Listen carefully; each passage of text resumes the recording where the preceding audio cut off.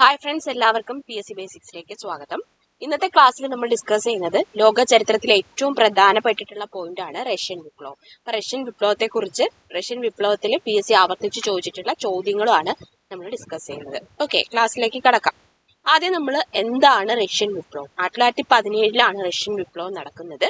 അപ്പൊ എന്താണ് റഷ്യൻ വിപ്ലവം, ആ ഒരു സാഹചര്യം, ബാക്ക്ഗ്രൗണ്ട് എന്താണെന്നാണ് ഡിസ്കസ് ചെയ്യുന്നത്. ഒന്നാം ലോക മഹായുദ്ധം കൊടുമ്പിരി കൊണ്ട സമയത്താണ് റഷ്യൻ വിപ്ലവം നടക്കുന്നത്. 1914 മുതലാണ് ഒന്നാം ലോക മഹായുദ്ധം ആരംഭിച്ചിരുന്നത്. അതുകൊണ്ട് തന്നെ റഷ്യ എന്ത് ചെയ്തിരുന്നില്ല, ഈ ഒന്നാം ലോക മഹായുദ്ധത്തിൽ പങ്കെടുത്തിട്ടുമില്ല. കാരണം ആ സമയത്ത് എന്ത് നടക്കുവാണ്, റഷ്യൻ വിപ്ലവം നടക്കുകയാണ്. അതായത് ആ ഒന്നാം ലോക മഹായുദ്ധം കൊടുമ്പിരി കൊണ്ടിരുന്ന സമയത്ത് റഷ്യയിൽ അന്ന് സാർ ചക്രവർത്തിമാരുടെ ഭരണത്തിലായിരുന്നു. ജനങ്ങൾ ദുരാഗ്രഹികളായ ഈ ചക്രവർത്തിയുടെ ഭരണത്തിൽ വീർപ്പുമുട്ടി. അതും പോരാഞ്ഞിട്ട് ചക്രവർത്തികളുടെ യുദ്ധവും. 1917 ആയപ്പോഴേക്കും യുദ്ധത്തിൽ മരിച്ച റഷ്യക്കാരുടെ എണ്ണം 80 ലക്ഷം കവിഞ്ഞു. ഇത് നമ്മുടെ ജനങ്ങൾക്ക് അങ്ങ് എന്ത് ചെയ്യാൻ പറ്റത്തില്ല, സഹിക്കാൻ പറ്റുന്നതായിരുന്നില്ല. അന്ന് ഭരിച്ചിരുന്നത് സർ നിക്കോളാസ് രണ്ടാമൻ ചക്രവർത്തിയായിരുന്നു. എന്ന് റഷ്യൻ വിപ്ലവ സമയത്ത് ഭരിച്ചിരുന്നത് ആരാണ്? സർ നിക്കോളാസ് രണ്ടാമൻ ആയിരുന്നു. ആ സമയത്ത് റഷ്യയിലെ ദാരിദ്ര്യം പടർന്നു പിടിച്ചു. അത് ഭരണകൂടത്തെ എന്തായാലും പിടിച്ചുകുലുക്കി. ഈ പെട്രോഗ്രാഡ് ഇന്ന് അറിയപ്പെടുന്നത് ലെനിൻ ഗ്രാഡ് എന്നാണ് അറിയപ്പെടുന്നത്. ലെനിൻ ഗ്രാഡ് എന്നാണ്.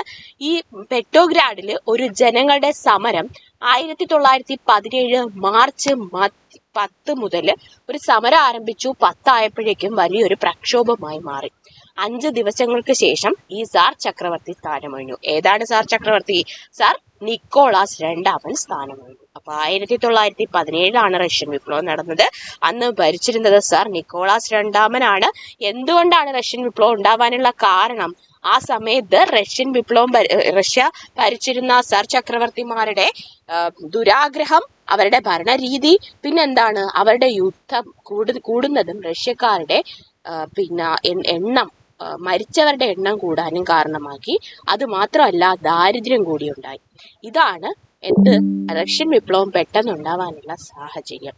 പെട്രോഗ്രാഡിലാണ് ആദ്യമായിട്ടൊരു സമരം സംഘടിപ്പിച്ചത്. ഇത് മാർച്ച് 10 ആയപ്പോഴേക്കും വലിയൊരു പ്രക്ഷോഭമായി. 5 ദിവസങ്ങൾ കഴിഞ്ഞപ്പോൾ സാർ ചക്രവർത്തി എന്ത് ചെയ്തു? സ്ഥാനമൊഴിഞ്ഞു. രാജകുമാരന്റെ നേതൃത്വത്തില് പുതിയ ഗവൺമെന്റ് വന്നെങ്കിലും ജൂലൈയില് അലക്സാണ്ടർ കെരൻസി എന്ന അഭിഭാഷകൻ അധികാരത്തിലേറി. അപ്പോ നമ്മുടെ സാർ ചക്രവർത്തി എന്ത് ചെയ്തു? നിക്കോളാസ് രണ്ടാമൻ സ്ഥാനമൊഴിഞ്ഞു. അതിനുശേഷം രാജകുമാരന്റെ നേതൃത്വത്തിൽ ഒരു പുതിയ ഗവൺമെന്റ് വന്നു. പക്ഷെ അധികാരത്തിൽ വന്നത് ആരാണ്? ജൂലൈയില് അലക്സാണ്ടർ കെരൻസ്കി ആണ്. എന്നാൽ അധികം താമസിക്കാതെ അവിടുത്തെ പാർട്ടി ആണ് ഒന്ന് ബോൾഷെവിക് എന്ന് പറയുന്ന പാർട്ടി. ഈ ബോൾഷെവിക്കിന്റെ നേതാവായ Vladimir Lenin Petrograd Soviet of workers, soldiers, deputies എന്നീ സംഘടനകളുമായി ചേർന്നിട്ട് ഭരണകൂടത്തിനെതിരായിട്ട്, അതായത് ഇപ്പം അധികാരത്തിലേറിയ അലക്സാണ്ടർ കെരൻസ്കിയുടെ ഭരണകൂടത്തിനെതിരായിട്ട് പ്രക്ഷോഭം തുടങ്ങി. ഈ ജൂലൈയിൽ നടന്ന പ്രക്ഷോഭം പരാജയപ്പെടുകയാണ് ഉണ്ടായത്. അപ്പോ മാർച്ച് 10 വലിയ പ്രക്ഷോഭം ഉണ്ടായി. സർ നിക്കോളാസ് രണ്ടാമൻ സ്ഥാനമൊഴിഞ്ഞ് ആ സ്ഥാനത്തിലേക്ക് അധികാരത്തിൽ വന്നത് അലക്സാണ്ടർ കെരൻസ്കി എന്ന അഡ്വക്കേറ്റ് ആണ്. ഇത് നമ്മുടെ ഇതിനെതിരെ ആര് പ്രക്ഷോഭം നടത്തി? ബോൾഷെവിക് നേതാവായ വ്ളാഡിമർ ലെനിൻ. ആരാണ്? ബോൾഷെവിക് നേതാവായ വ്ളാഡിമർ ലെവിൻ. ഏതൊക്കെ സംഘടനകളുമായി ചേർന്നിട്ട്? പെട്രോഗ്രാഡ് സോവിയറ്റ് ഓഫ് വർക്കേഴ്സും സോൾജിയേഴ്സ്, ഡെപ്യൂട്ടീസ് എന്നീ സംഘടനകളുമായി ചേർന്നിട്ട് ഭരണകൂടത്തിനെതിരായിട്ട് പ്രക്ഷോഭം തുടങ്ങി. ജൂലൈയിൽ നടന്ന ഈ പ്രക്ഷോഭം പരാജയപ്പെടുകയാണ് ഉണ്ടായത്. എങ്കിലും ഒക്ടോബർ മാസത്തില് ലെനിൻ ശക്തമായിട്ടുള്ള തിരിച്ചുവരവ് നടത്തി. ഇത് ഒക്ടോബർ വിപ്ലവം എന്ന പേരിലാണ് അറിയപ്പെടുന്നത്. ഓക്കെ, അപ്പം ജൂലൈ മാസത്തിൽ അലക്സാണ്ടർ കെരൻസ്കിയും ഭരണകൂടത്തിനെതിരെ നമ്മുടെ ബോൾഷെവിക് നേതാവായ വ്ളാഡിമർ ലെനിൻ നടത്തിയ പ്രക്ഷോഭം പരാജയപ്പെട്ടു. പക്ഷെ ഒക്ടോബർ മാസമായപ്പോൾ ലെനിൻ ശക്തമായ തിരിച്ചുവരവ് നടത്തി. ഈ വിപ്ലവം ഒക്ടോബർ വിപ്ലവം എന്നറിയപ്പെടുന്നു. ഈ ഒക്ടോബർ വിപ്ലവത്തിലൂടെ ലെനിന്റെ നേതൃത്വത്തിലുള്ള ബോൾഷെവിക്കുകൾ റഷ്യൻ ഭരണം പിടിച്ചെടുത്തു. ദെൻ ലിയോൺ ട്രോട്സ്കി ആയിരുന്നു ഈ വിപ്ലവത്തിന്, ഒക്ടോബർ വിപ്ലവത്തിന് ചുക്കാൻ പിടിച്ചത് ലിയോൺ ട്രോട്സ്കി. എന്നാൽ സ്റ്റാലിൻ അധികാരത്തിലെത്തിയതോടെ ട്രോട്സ്കി പുറത്താക്കപ്പെട്ടു. ലോക ചരിത്രത്തിൽ തന്നെ സുപ്രധാന വഴിത്തിരിവായിരുന്നു ഏത്? റഷ്യൻ വിപ്ലവം. ഇനി റഷ്യൻ വിപ്ലവവുമായി ബന്ധപ്പെട്ടിട്ട് PSC ചോദിച്ചിട്ടുള്ള ക്വസ്റ്റ്യൻസ് ആണ് നമ്മൾ ഡിസ്കസ് ചെയ്യുന്നത്. 1917 ഒക്ടോബർ നവംബർ മാസത്തിൽ റഷ്യൻ വിപ്ലവത്തിന് നേതൃത്വം വഹിക്കുകയും ആധുനിക കമ്മ്യൂണിസ്റ്റ് റഷ്യയ്ക്ക് അടിസ്ഥാനമിടുകയും ചെയ്ത ഈ മഹാൻ 1917 മുതൽ 1924 കാലഘട്ടത്തിൽ റഷ്യയുടെ രാഷ്ട്രത്തലവനായിരുന്നു. ആരാണ് ഇദ്ദേഹം? ആരാണ്? ലെനിനാണ്. ബോൾഷെവിക്കിന്റെ നേതാവായ ലെനിനാണ്. നിങ്ങൾക്കറിയാം, ഒക്ടോബർ വിപ്ലവം സംഘടിപ്പിച്ചു. 1917 ഒക്ടോബറിനായിരുന്നു സംഭവം. 1917 മുതൽ 1924 വരെ രാഷ്ട്രത്തലവനായിരുന്നത് ഇദ്ദേഹമാണ്. ഓക്കെ ആണല്ലോ. അടുത്ത ചോദ്യം, ഒക്ടോബർ വിപ്ലവത്തിന്റെ സമയത്ത് റഷ്യ ഭരിച്ചത് ആരാണ്? സർ നിക്കോളാസ് രണ്ടാമനാണ്. ഭരണം ഒഴിഞ്ഞു ആ സമയത്ത്. എങ്കിലും ആ സമയത്ത് റഷ്യ ഭരിച്ചിരുന്ന സർ രാജാവ് ആര്? സർ ചക്രവർത്തി എന്ന് ആരെന്ന് ചോദിച്ചാൽ അത് ആരെന്ന് പറയണം? സർ നിക്കോളാസ് രണ്ടാമൻ എന്ന് പറയണം. സർ നിക്കോളാസ് രണ്ടാമനെയും ഭാര്യയെയും സൈബീരിയയിലേക്ക് അയച്ചത് എന്നാണ്. അപ്പൊ അവരെ എന്ത് ചെയ്തു? സ്ഥാനമൊഴിഞ്ഞിട്ട് സൈബീരിയയിലേക്കാണ് പറഞ്ഞു വിട്ടത്. 1917 സെപ്റ്റംബർ 30-നാണ്. അതായത് ഒക്ടോബർ വിപ്ലവത്തിന് ആരിവിടെ ഇല്ല. റഷ്യയില് നമ്മുടെ സർ നിക്കോളാസ് രണ്ടാമൻ ഇല്ല. സർ നിക്കോളാസ് രണ്ടാമനെയും ഭാര്യയെയും സൈബീരിയയിലേക്ക് പറഞ്ഞു വിട്ടു. അപ്പൊ ഏത് ഡേറ്റിലാണ്? 1917 സെപ്റ്റംബർ 30-നാണ്. റഷ്യയിലെ പുതിയ സാമ്പത്തിക നയത്തിന് മുൻകൈയെടുത്ത കമ്മ്യൂണിസ്റ്റ് നേതാവ് ആരാണ്? അത് നമ്മുടെ ലെനിനാണ്. റഷ്യയിലെ പുതിയ സാമ്പത്തിക നയത്തിന് മുൻകൈയെടുത്ത കമ്മ്യൂണിസ്റ്റ് നേതാവാണ് ആര്? ലെനിൻ. ലെനിൻ ജനിച്ച വർഷം 1870-ആണ്.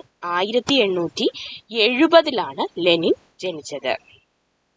1613 മുതൽ 1917 വരെയുള്ള കാലഘട്ടത്തിൽ റോമനാവു രാജവംശം ഭരിച്ചിരുന്നത് ഏത് രാജ്യമാണ്? അത് റഷ്യയാണ്. ഓക്കെ.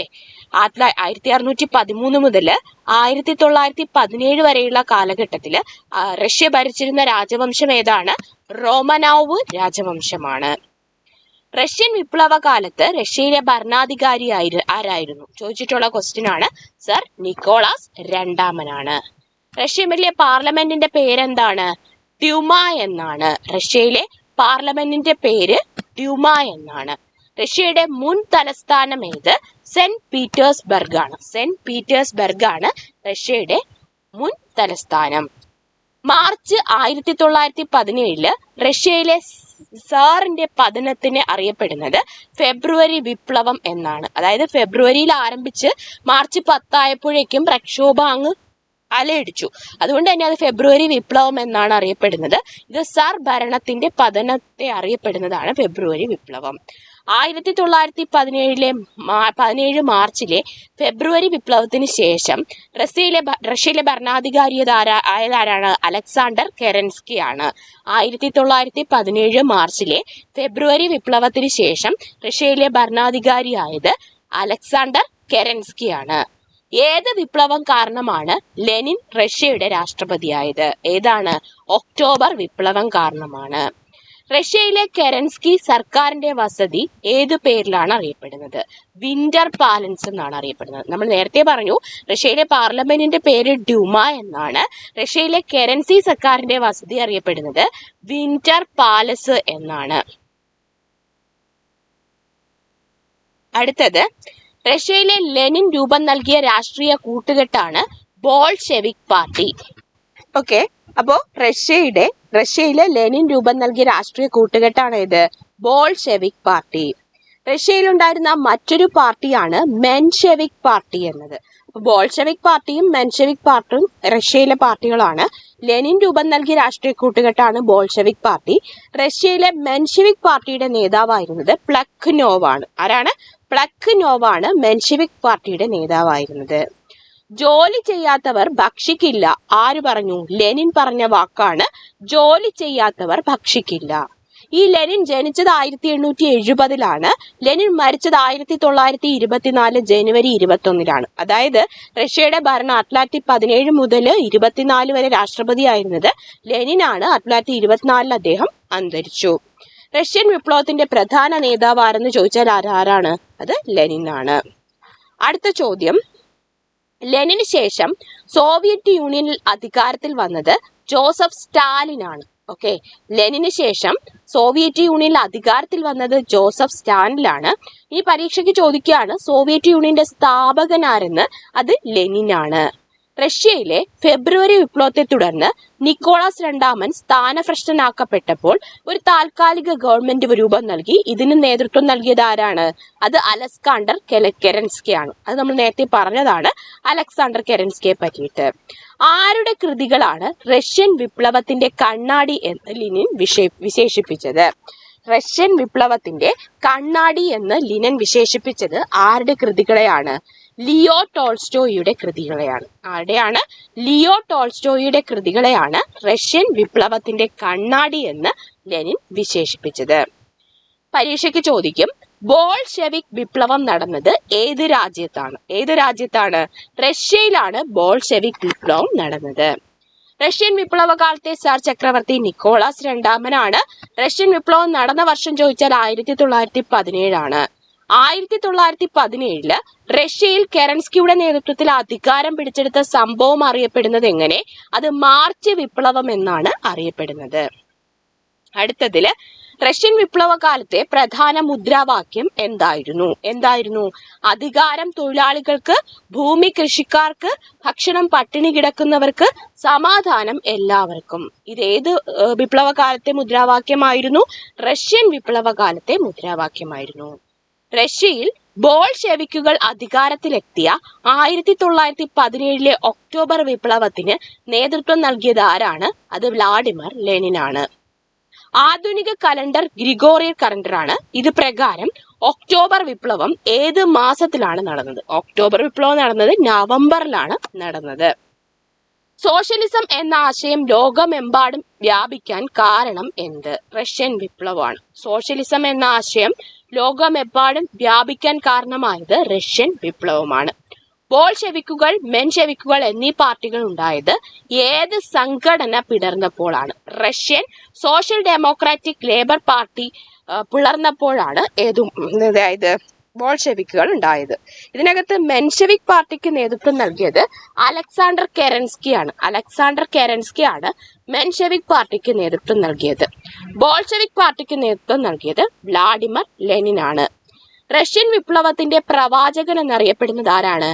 ലിയോ ടോൾസ്റ്റോയി ആണ് റഷ്യൻ വിപ്ലവത്തിന്റെ പ്രവാചകൻ എന്നറിയപ്പെടുന്നത്. സോവിയറ്റ് യൂണിയൻ രൂപീകൃതമായത് എന്നു ചോദിക്കും. 1922 സോവിയറ്റ് യൂണിയൻ രൂപീകൃതമായത്. ഇനി ഒന്നാം ലോക മഹായുദ്ധത്തിൽ റഷ്യ പങ്കെടുക്കാത്തതിന് കാരണം എന്താണ്? റഷ്യയിൽ തന്നെ ഓൾറെഡി വിപ്ലവമുണ്ട്, റഷ്യൻ വിപ്ലവം നടക്കുന്നുണ്ട്. അതുകൊണ്ടാണ് റഷ്യ ഒന്നാം ലോക മഹായുദ്ധത്തിൽ പങ്കെടുക്കാതിരുന്നത്. ഓക്കെ, അപ്പൊ ഇത്രയാണ് റഷ്യൻ വിപ്ലവത്തെ സംബന്ധിച്ച് പറയാനുള്ളത്. ഇനി ഇതുമായി ബന്ധപ്പെട്ടിട്ടുള്ള SCERT ഫാക്ട്സുകൾ, SCERT പോയിന്റ്സുകളൊക്കെ പഠിക്കണമെന്ന് താല്പര്യം ഉണ്ടെങ്കിൽ നമ്മുടെ PSC ബേസിക്സിന്റെ ആപ്പ് വഴി SCERT ബേസ് ചെയ്തിട്ടുള്ള ക്ലാസ്സുകൾ, NCERT ബേസ് ചെയ്തിട്ടുള്ള ക്ലാസ്സുകൾ നിങ്ങൾക്ക് അവൈലബിൾ ആണ്. അതിന് വേണ്ടിയിട്ട് PSC ബേസിക്സിന്റെ ആപ്പ് ഡൗൺലോഡ് ചെയ്താൽ മതി. അപ്പൊ എല്ലാവർക്കും ഓൾ ദി ബെസ്റ്റ്.